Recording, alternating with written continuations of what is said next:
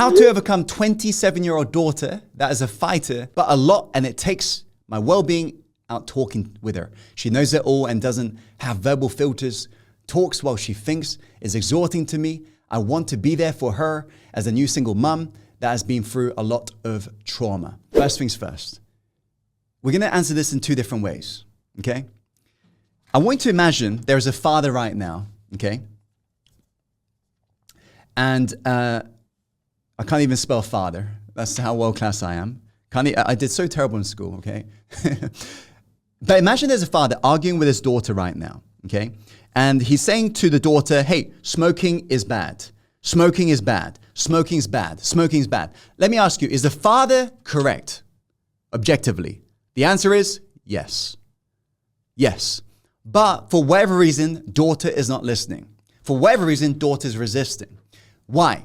Because the father is not understanding. It's not about just being objectively correct.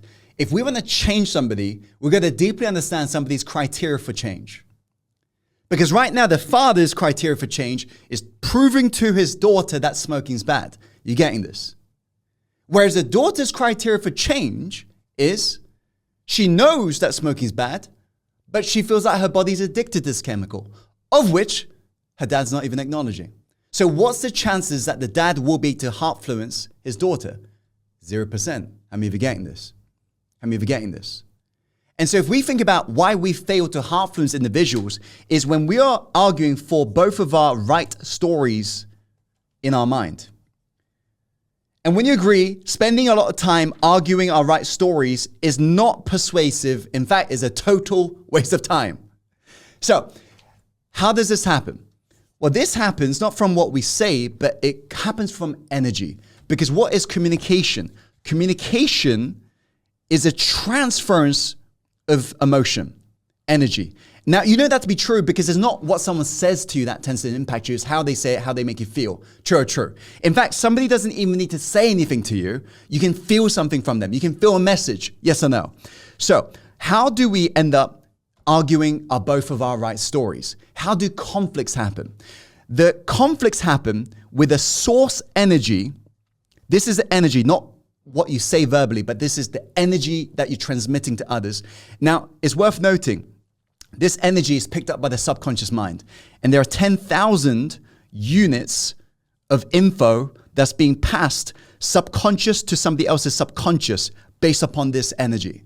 You getting this? So this is being picked up by somebody's subconscious. This is why energy matters. Mastery in terms of speaking mastery, energy mastery. So the source energy that creates this conflict is, you'll notice how true this really is. I am right and you're wrong. This isn't what you say to them. This is what they feel from you and vice versa. If you look back on any time you've had a conflict with another human being, it's because the energy you felt was they think they're right and they think you're also wrong. True or true. And that's what made you get in the conflict. At the same time, the energy they felt was you think you're right and you think they're wrong. You're getting this. Do you clearly see how this can create a lot of issues? And Nancy says tone is a key, but when it comes to deep subconscious heart-fluence, it's beyond tone. It's about, worried mother goes up to Mahatma Gandhi, right? I shared with you this story yesterday. And the worried mother says, hey, Mahatma, my son has got a sugar addiction. Please help him to quit sugar. And what does Mahatma say? Come back in 2 weeks. Worried mother comes back in 2 weeks and says, my son is still addicted to sugar. Please help him, Mahatma. And Mahatma says, your son just got to give up sugar. She scratches her head and says, why did it take you 2 weeks to come to that conclusion? And what does Mahatma says? He says, because it took me 2 weeks to give up my own addiction to sugar first, before my message had any level of credibility with the son. He said, when the messenger becomes credible, the message becomes credible. The energy is transmitted. Are you getting this? Are you getting this? And this is why you'll notice that different speakers you listen to, there are certain messages that resonate with you because that message is the most congruent to that speaker. Are you getting this? This is deep heart fluence. I can't go too much deeper other than that because I could spend a whole day talking about this topic with you. But for now, it's about you understanding the greatest form of heart fluence is not going to be about what you say, but who you become.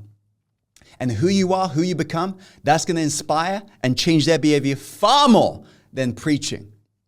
Remember, anytime we're pointing our finger at somebody, there's always 3 fingers pointing right back at us. That is your limbs reminding you to become self-aware. Ask yourself, this is what I always like to say, ask yourself, what seminar should I be attending that I've been giving? I always like to say, attend your own seminars. Whatever you're telling them to do, how can you attend it yourself? How can you be it yourself? How can you be that messenger itself? Are you getting this? And all of a sudden, you'll notice they'll change because you've changed. Their reaction will change. They'll come to you. They'll say, hey, I noticed you look different. Now, think about it. They're actually seeking advice from you. That's very different because now the student is ready to learn from you. How many of you are seeing this? That is mastery. This also means now that the greatest form of neglect you can ever do for your loved ones is not to pursue your highest life mastery and unlock your highest potential and have them witness it. That's the biggest neglect you can ever do for your children.